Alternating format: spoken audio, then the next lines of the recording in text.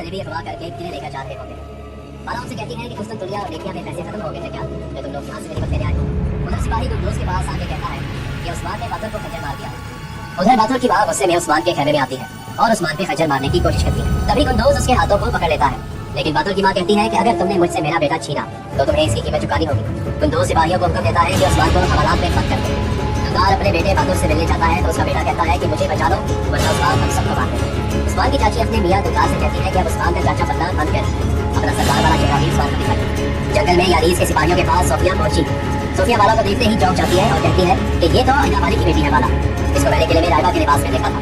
Father Marcus भी इसके साथ था। वो पादरी नहीं बल्कि पादरी की शक्ल में इदाबारी का जासूस था। इतने में बाला को होश आ जाता है और वो सोफिया के गर्दन पर खंजर रख देती है और कहती है कि अगर तुम इसकी जिंदगी चाहते हो तो मुझे छोड़ दो, बाला इस औरत को जिम्मा कर दूंगी।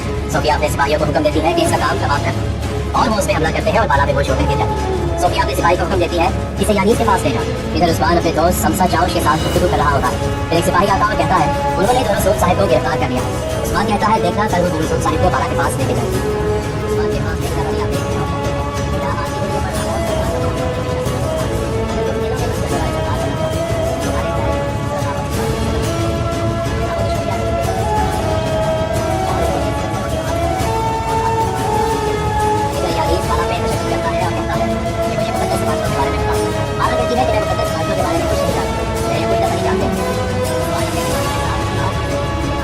और देखता है कि बाला के कंधे पे खंजर का जख्म।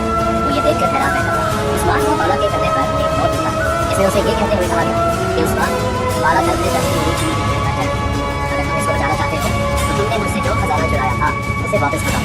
उस्मान बाला को आवाज देता बाला आंखें खोलो, मेरा दिल फट जाएगा, मेरी जिंदगी बर्बाद हो जाएगी। आंखें खोलते ही बाला उस्मान का नाम लेती है और कहती है कि तुम मेरे लिए आए हो। उस्मान कहता है कि हाँ मैं तुम्हारे लिए आया हूँ और कभी अपनी जिंदगी से जाने नहीं दूंगा। बाला कहती है कि अब बहुत देर हो चुकी है, यानी सब है मेरे फोन पे, तुम इस कहते की उम्मीद हो उस्मान, मुझे मेरे हक माफ करना उस्मान।